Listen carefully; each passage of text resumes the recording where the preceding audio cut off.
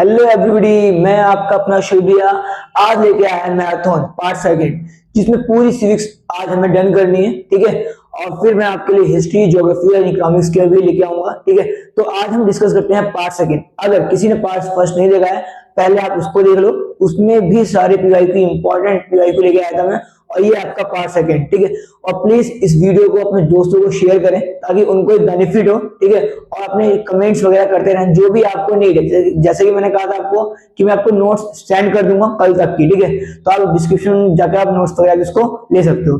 तो आज हम स्टार्ट करते हैं क्या बेटा, आज हम स्टार्ट करते हैं अपने कुछ इंपॉर्टेंट क्वेश्चंस जो कि आपके पीवाईक्यू में आए हुए हैं। इससे बाहर मैं फिर बोल रहा हूँ, कुछ भी नहीं आएगा। जितने क्वेश्चंस करवा रहा हूँ एक बार आप उसको भी देखो। ठीक है, अब पहला क्वेश्चन है आपका, the Indian follows the system of checks and balance rather just separation of power, support the statement by giving three arguments। तो बेटा पहला आप देखोगे यहाँ एक वर्ड आया है चेक्स एंड बैलेंस। ठीक है, अब चेक्स एंड बैलेंस होता क्या है? चेक्स एंड बैलेंस का मतलब होता है कि यहाँ पर जो हमारी गवर्नमेंट है, अगर मैं बात करूं लेजिस्लेचर, एग्जीक्यूटिव और जुडिशरी। ठीक है, अभी एक दूसरे पे क्या करती हैं? चेक्स एंड बैलेंस करती हैं, अपना कंट्रोल रखती हैं। हमारे यहाँ पर आर्टिकल, इसको आर्टिकल के साथ ही लिखना बेटा, आर्टिकल 50। आर्टिकल 50 बोलता है सेपरेशन ऑफ पावर। ठीक है, यानी चेक्स एंड बैलेंस की लगाने की बात करता है।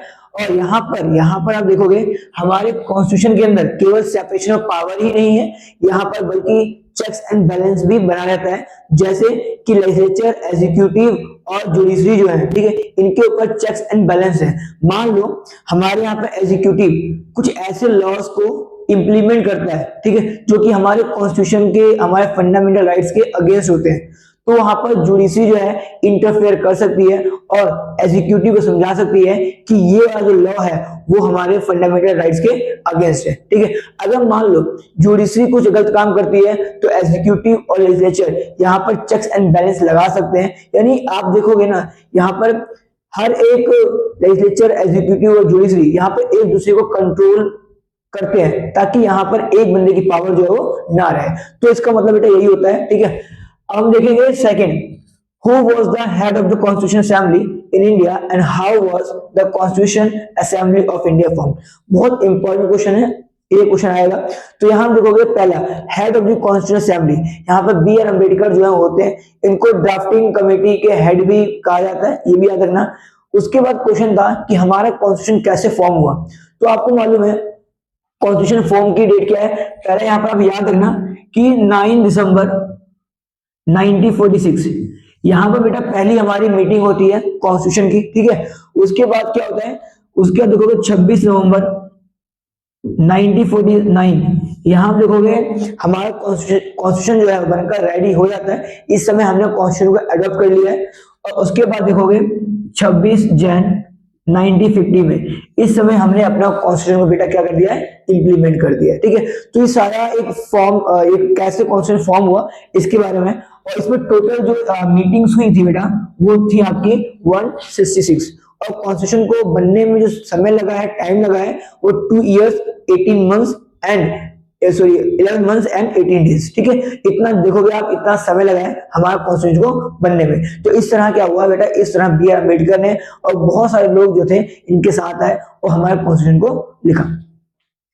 अब क्या था, explain the term of justice, liberty and equality. बेटा इसमें से क्वेश्चन आपका पक्का 100% आपके एग्जाम में आना है। तो यहाँ हम डिस्कस करते हैं बेटा जस्टिस क्या होता है। जस्टिस का मतलब होता है कि हर व्यक्ति को, हर पर्सन को क्या मिले? न्याय मिले। ये तीनों ही वर्ड आप देखोगे हमारे प्रियम्बल में गिवन है। प्रियम्बल क्या होता है बताऊंगा, 2 मिनट अभी। Justice, liberty and equality. तो यहाँ पर जस्टिस का मतलब है कि हमें पॉलिटिकल राइट मिले, ठीक है, इकोनॉमिक एंड सोशल जस्टिस मिले। हर पर्सन की डिमांड होती है कि उसको economic, social and political justice मिलना चाहिए। ठीक है, उसके बाद क्या है? लिबर्टी। लिबर्टी का मतलब है बेटा, जैसे कि हमारे आपने पढ़ा होगा कि फंडामेंटल राइट्स भी होते हैं जो कि आपके 12 से लेकर 35 के आर्टिकल में गिवन है। ठीक है, तो वहां पर आपने पढ़ा होगा आर्टिकल 19 से लेकर 22, जहां पर हमने डिस्कस किया था लिबर्टी यानी राइट टू लिबर्टी। ठीक है, यानी आपको अपनी बातों को एक्सप्रेस करने का अधिकार है, आप अपनी बातों को एक्सप्रेस कर सकते हो, कोई भी रोक टोक नहीं होगा। और लिबर्टी के अंदर कोई भी रिस्ट्रिक्शन नहीं है, ठीक है। और जो भी आपके ओपिनियन है वो आप बकायदा उसको रख सकते हो। उसके बाद क्या बेटा, इक्वलिटी। आपने देखा था आर्टिकल 14 से लेकर 18 तक, तो क्या बोलता है बेटा, यहाँ पर डिस्कस करता है इक्वलिटी क्या है। इक्वलिटी मीन्स होता है इक्वलिटी बिफोर द लॉ। हर व्यक्ति, हर पर्सन क्या होगा, कानून के आगे इक्वल होगा। इवन एग्जाम्पल अगर मैं लूं, चाहे वो अंबानी हो चाहे फार्मर्स हो, ठीक है, वो क्या होगा, जो भी गवर्नमेंट लॉ बनाएगी वो सेम दोनों के ऊपर इंप्लीमेंट होगा। इसीलिए हमारे प्रेम्बल के अंदर ये 3 वर्ड जो है काफी इंपॉर्टेंट थे। क्या बेटा, जस्टिस, लिबर्टी एंड आपका इक्वलिटी, ठीक है।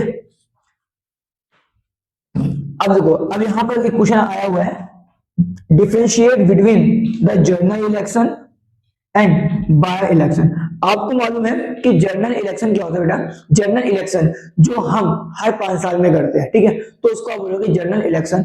और यहाँ पर लिखा हुआ है बाय इलेक्शन। बाय इलेक्शन का मतलब होता है कि मान लो कोई हमारा लीडर वो अपने 5 इयर्स का टेन्योर कंप्लीट नहीं कर पाता है और बीच में या तो उसकी डेथ हो जाए या वो अपने पोस्ट से रिजाइन कर दे, ठीक है, तो उसके लिए जो इलेक्शन होता है बेटा वो हम कहेंगे क्या, बाय इलेक्शन, ठीक है, इंपॉर्टेंट है ये।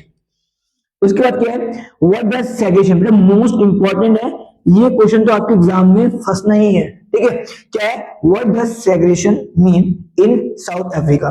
जैसे कि मैंने आपको फर्स्ट पार्ट में ऑलरेडी समझा चुका हूं, सेग्रेगेशन का मतलब क्या है। यहां देखोगे white man and black man, ठीक है, दोनों ही कम्युनिटी के बंदे थे। अब यहां देखोगे कि जो व्हाइट मैन है उन्होंने क्या किया, ब्लैक लोगों के लिए अलग जगह दे दी। इट मींस उनका अलग टॉयलेट्स होगा, अलग थिएटर होगा, अलग शॉपिंग मॉल होगा, ठीक है, ये तमाम चीज जो है उनको अलग कर दी, जिसको कहा गया है सेग्रीगेशन, ठीक है। Why is preamble called the preface of Indian Constitution? अच्छा, बट आपको पता है कि प्रियम्बल क्या होता है? अगर मालूम है तो आप कमेंट में बताओ। प्रियम्बल का मतलब होता है कि ये एक हमारा इंट्रोडक्शन पेज है, ठीक है, जहां पर हम प्रियम्बल के थ्रू अपने लीडर्स की जो फिलॉसफी है, ठीक है, उनके बारे में हम जान सकते हैं, कैसे वहां पर सारे ही लीडर एक साथ एक चीज पे एग्री हुए, उसको भी हम जान सकते हैं। और प्रियम्बल क्या है, प्रियम्बल से ही हम पूरा कॉन्स्टिट्यूशन जो है वो मेंशन कर सकते हैं, ठीक है। आपको मालूम है प्रियम्बल में ही आपका डेमोक्रेसी है, ठीक है, डेमोक्रेटिक है, रिपब्लिक है, ठीक है, सोशलिस्ट है, इन तमाम वर्डों का इस्तेमाल हो रखा है। आगे पढ़ाऊंगा क्या था ये, ठीक है। उसके बाद हम देखेंगे कि प्रियम्बल कैसे जो है प्रीफेस है।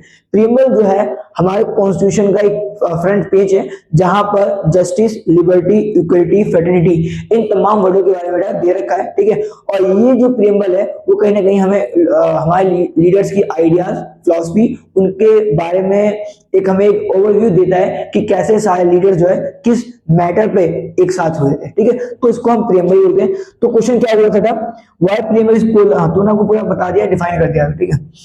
What are the merits and demerits of an electoral competition? अब देखो, कंपटीशन आपके स्कूल में भी आप कुछ टॉपर के साथ होता होगा, ठीक है, तो कंपटीशन इंपॉर्टेंट क्यों है, इसके मेरिट्स एंड डिमेरिट, ठीक है। जैसे कि आपने अपने स्कूल में देखा होगा कई सारे टॉपर्स जो है, अगर आप उनसे कॉम्पीट करना चाहते हो तो कहीं ना कहीं आपके अंदर जो कमियां हैं उसको शॉर्ट आउट करना पड़ेगा। तो वैसे ही कंपटीशन जो है यहाँ पर होना इंपॉर्टेंट है इलेक्शन के अंदर। इलेक्शन के अंदर कंपटीशन नहीं होगा तो हमारे पास अच्छे लीडर नहीं आएंगे, अच्छी क्वालिटी की गवर्नमेंट है वो रन नहीं कर पाएगी। अगर कंपटीशन होगा तो अच्छे लीडर आएंगे, जो भी जनता की डिमांड है, एम्बिशन है, इच्छाएं हैं, उनकी पूर्ति भी होगी। यहाँ पर जो भी लीडर है वो जनता के द्वारा ही इलेक्ट करके आएगा और फिर वो हमारे एडमिनिस्ट्रेशन को रन करेगा। लेकिन अगर मान लो जहां पर कंपटीशन नहीं होगा, अगर डिसएडवांटेज की बात करें कंपटीशन की, तो बेटा इसमें ना क्या करते हैं, अब जीतने के लिए आपको मालूम है लीडर क्या करते हैं, मनी एंड मसल पावर का इस्तेमाल करते हैं, ठीक है। और उसके बाद क्या करते हैं, लीडर्स जो है एक दूसरे लीडर को, ठीक है, उसको ह्यूमिलेट करने की बात करते हैं, उसको नीचा दिखाने की बात करते हैं, ठीक है। तो डीमेरिट जो है आप इस तरह आप लिख सकते हो कि कंपटीशन के भी कुछ मेरिट्स होते हैं बेटा, कुछ डीमेरिट्स होते हैं, ठीक है। तो एक बार आप स्क्रीनशॉट ले लो, ठीक है, और अपने दोस्तों को इसको पक्का शेयर करना।